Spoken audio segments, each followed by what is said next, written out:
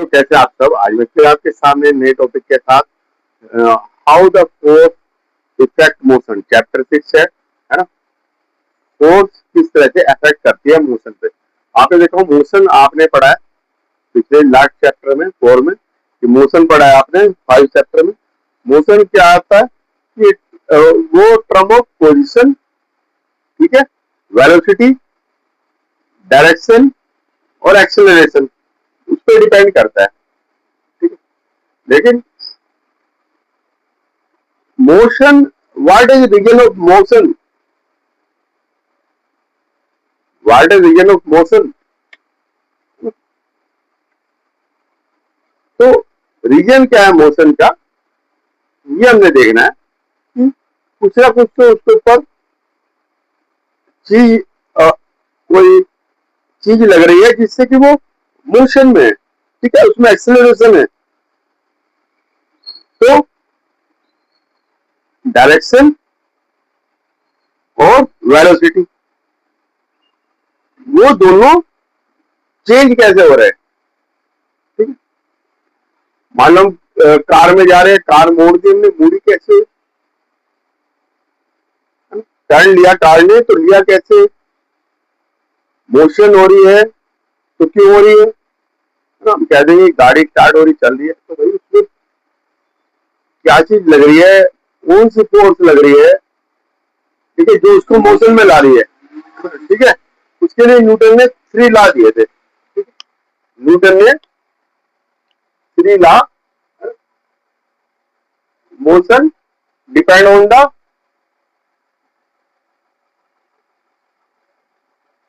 Velocity, acceleration and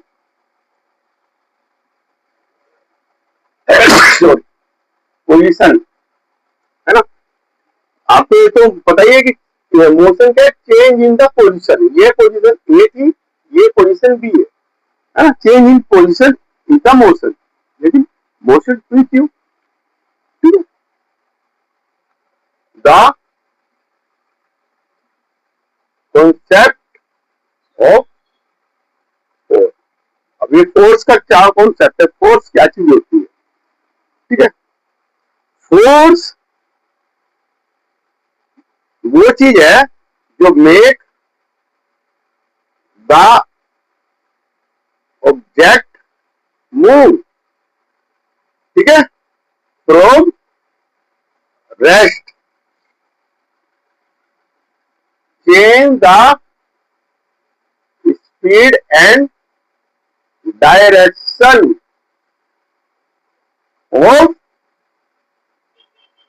motion of a moving object, ठीक है। Moving object की speed direction change कर सकती है, ठीक है।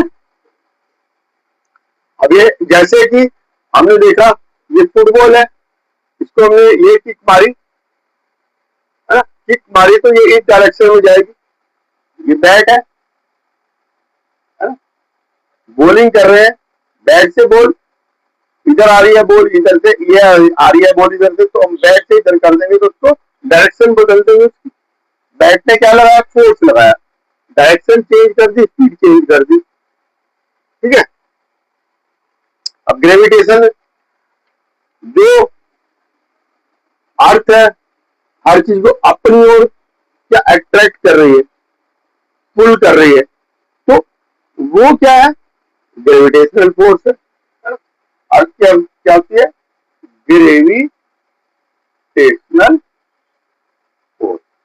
फोर्स वही चीज है जो ऑब्जेक्ट को रेस्ट से चेंज कर देती है, उसकी डायरेक्शन, वेलोसिटी, ठीक है, चेंज कर देती है, वो फोर्स कहलाती है, ठीक है, ठीक है। अब मैग्नेट है, ये मैग्नेट रखी है हमने, ठीक है, और ये दूसरी मैग्नेट रखी, ये नॉर्थ पोल, ये नॉर्थ पोल, तो एक दूसरे को क्या करेंगे, रिपेल करेंगे साउथ। अगर अगर हम ये मैग्नेट ही ले लें और ये साउथ पोल कर दें और ये नॉर्थ साउथ, तो ये अट्रैक्ट करेंगे, तो उसमें फोर्स लगता है, रिपेल करता है, फोर्स लगता है, अट्रैक्ट करती है। अपोजिट अपोजिट जो होंगे एज जो है वो तो अट्रैक्ट करेंगे और सेम एज जो होंगे रिपेल करेंगे। ठीक है, तो फोर्स क्या है? फोर्स क्या है? Physical quantity. ठीक है, वो काय के लिए जरूरी है? Specify direction. ठीक है, along with the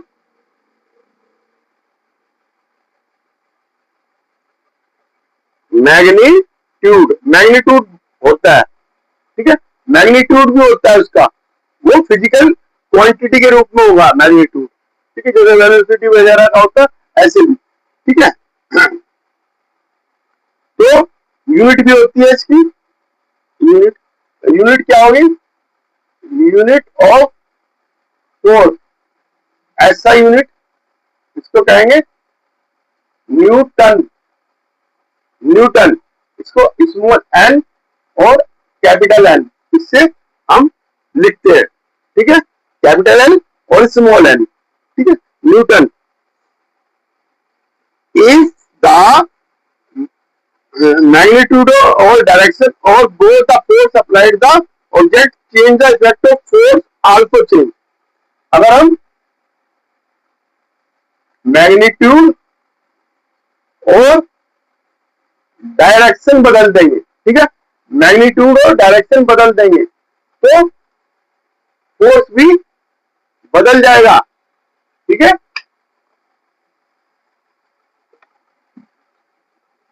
if we change magnitude and direction, force also change। ठीक है, हमने स्पीड दी, मैग्नीट्यूड बदल गया तो गाड़ी चल रही है ना। हम किसी चीज को पुल कर रहे हैं, हमने और तेजी से पुल करा, मैग्नीट्यूड बदल गया।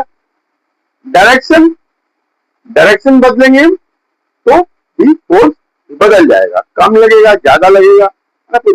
मान लो एक डोर को खोल रहे हैं तो उसमें ये जो फोर्स है ये पहले ज्यादा लगेगा फिर कम लगेगा। ठीक है, इस तरह से हो जाएगा। ठीक है, तो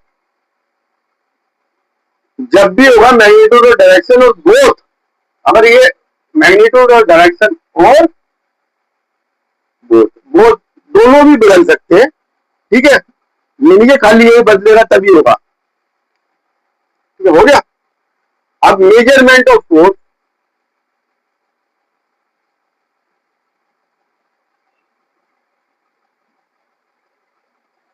फोर्स का मेजरमेंट कैसे करेंगे? हमने ये एक स्प्रिंग वाला ये लिया है, बैलेंस लिया, ये स्प्रिंग बैलेंस लिया, होते हैं 10, 20, 30 न्यूटन होते हैं। इसको हम यहाँ वेट लटका दिया। अब हम कहेंगे इसका जो वेट है यही फोर्स है ना। Weight is equal to force due to gravitational force. ठीक है, ग्रेविटेशन की वजह से नीचे जाएगा और उतना ही फोर्स इसमें आ जाएगा, कितने न्यूटन है। लेकिन हम दूसरे उससे देख सकते हैं, हम इसको खींच के देखते हैं। आपने देखा होगा मशीन आती है उसमें वो अपनी पावर नापते हैं, कितनी पावर है, तो इसी तरह से हम इसको खींचेंगे तो उसमें आ जाएगा, तो हमें पता चल जाएगा कितनी फोर्स हम लगा रहे हैं। ठीक है, और अब है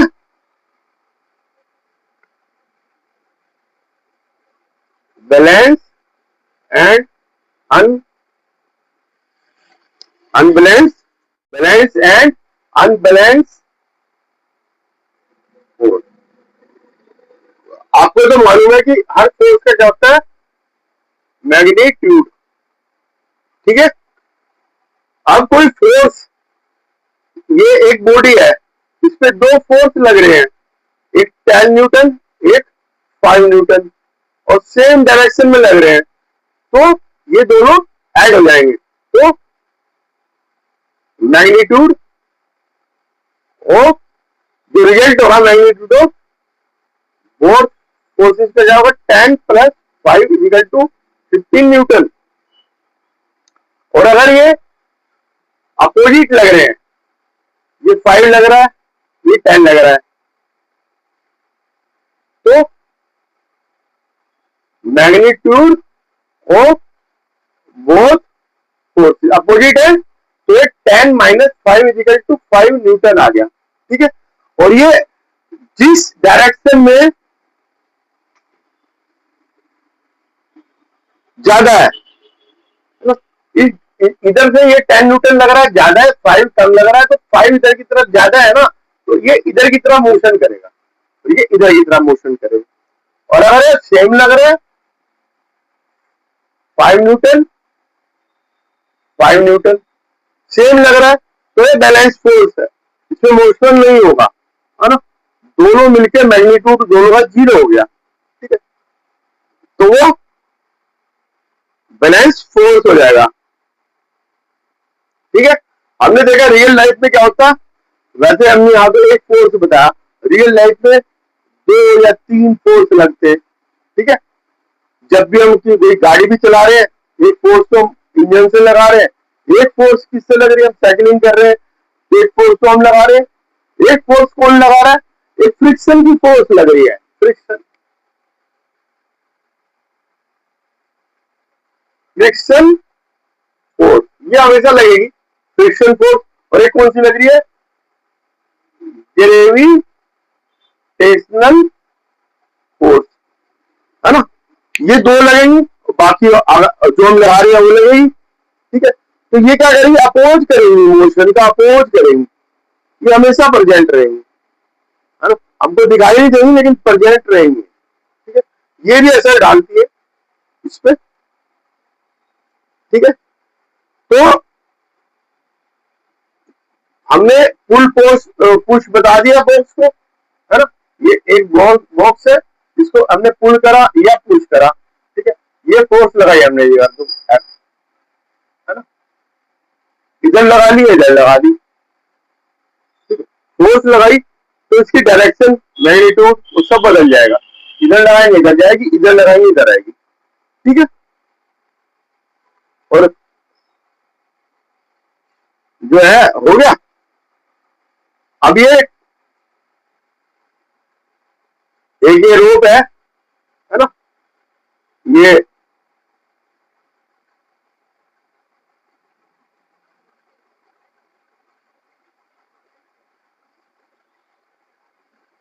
प्लेयर लगे हैं, ये इसको खींच रहे हैं। अगर दोनों की फोर्स, ये फोर्स अगर सेम है तो ये बैलेंस फोर्स होगी, वो अटकी रहेगी। और जिसकी फोर्स ज्यादा होगी, आप देखो ना, जो रस्सा खींचना होता है पुल रोप, इसमें क्या होता है, जिसकी फोर्स ज्यादा होती है, जिस टीम की फोर्स, ये उधर की तरफ ही हो जाता है। ठीक है, चला जाएगा। तो अगर ये बीच में अटका है तो बैलेंस फोर्स है। ठीक है,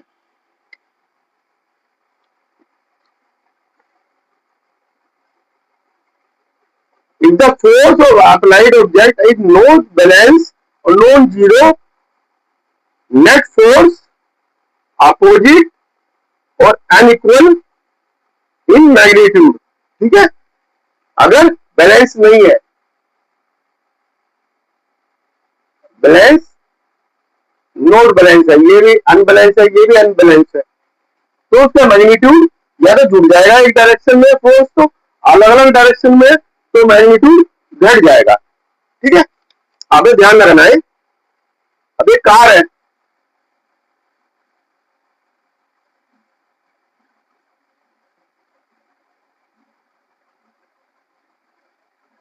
अब एक कार को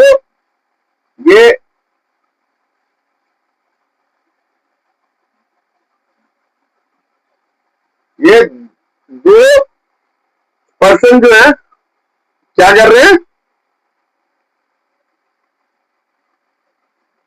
चार्ज, मतलब धक्का दे रहे हैं, तो इन दोनों का जो फोर्स होगा वो जुड़ेगा। ठीक है, कार बंद होगी, धक्का दे रहे हैं, दोनों का फोर्स जुड़ेगा। ठीक है, तो इनका फोर्स ऐड होगा दोनों का, 1% plus 1% equal to 2, 1 + 1 equal to 2। ठीक है, अब ये क्या है कि रोटेटिंग द हैंडल, ये हैंडल है, अब ये साइकिल है, पहिया साइकिल का, ये हमने रोटेट कर दिया इधर। ठीक है, रोटेट कब होगा, जब आपने या तो पैरेलल सुना होगा फोर्स, है ना, ये पैरेलल लग रही है इस पे, है ना, और अपोजिट लग रही है ये। लेकिन क्या है, अगर पैरेलल और अपोजिट ना हो, वो किसमें होता है, रोटेटिंग द हैंडल, है ना, rotating the handle, handle cycle का हम घुमाएंगे तो उसमें बैलेंस फोर्स लगेगी, तभी वो जाएगा। ठीक है, बैलेंस होगी फोर्स तभी वो चलेगा। अब ये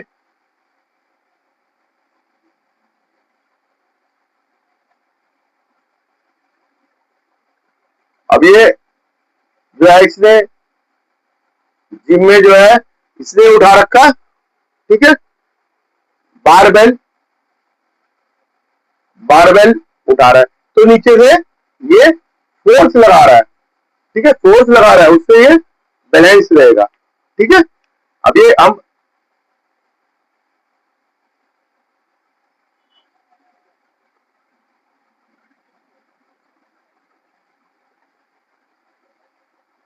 ये पंजा लड़ा रहे हैं, दो ए बी, अगर ये बैलेंस है तो बीच में रहेगा, जिसकी फोर्स ज्यादा होगी उसके अपोजिट डायरेक्शन में वो फोर्स लगाया ना, तो उधर चला जाएगा। ठीक है, तो force depend on the magnitude, और magnitude depend on the direction. ठीक है, और वेलोसिटी। ठीक है, ठीक है, दोनों पे डिपेंड करेगा। ऐसा यूनिट क्या है इसकी, है न्यूटन। आज के लिए इतना ही, मेरे चैनल पे बने रहना। Okay bye.